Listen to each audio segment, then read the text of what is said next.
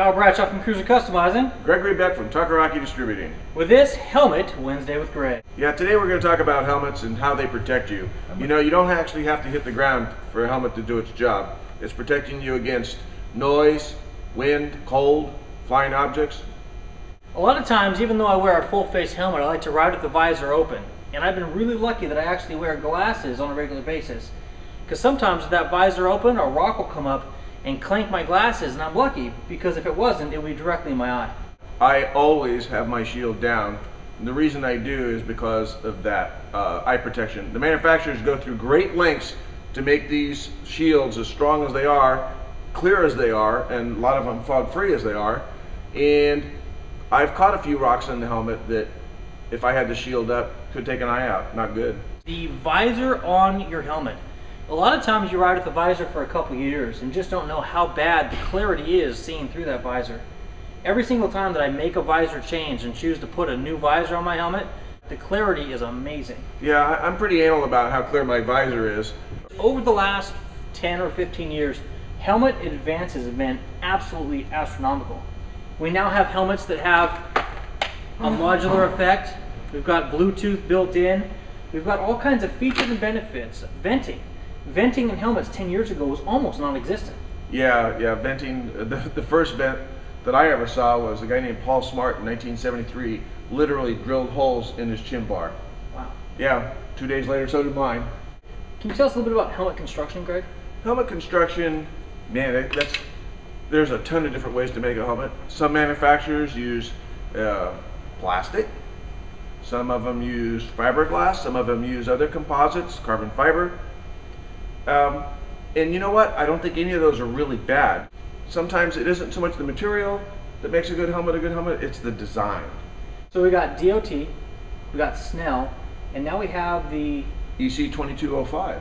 Can you tell us about that? Well, that's a let's call it European, but it's recognized around the world as a not a quality control, but a design control. And they have different testing than Snell. Is Snell bad? No, Snell's good. But Snell is only recognized in this country. EC2205 is recognized around the world. No matter what the helmet is rated for, no matter how good of crash testing it goes through, whether you get the absolute most expensive and best protective helmet in the world, if it doesn't fit right, you may as well not even wear it at all. True. Fit is really important. And you have to remember, this is really important, that this product is not going to get tighter on your head. It can only get looser. In other words, when you put that on your head and it's snug, it's physically impossible for it to get tighter, unless your brain swells, unless your head swells. But it can get looser. The insides of these helmets are, let's call it styrofoam. That's a brand name, but what the hell.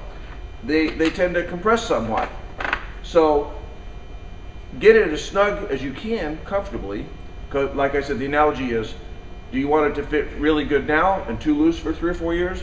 Or do you want it to fit snug and be perfect for 3 or 4 years? I think that's really important. The helmet has to be snug on your head so it doesn't move around a lot. It's also so it doesn't, in an accident, you don't get a second impact from the helmet being too loose or come off your head. So this helmet here fits my head, and as you can see, I have very little movement side to side. My head isn't moving around inside this helmet.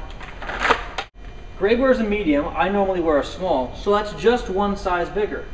Most people go with a larger helmet because it feels better when they initially put it on, but not knowing that after a few rides it's going to get even more loose.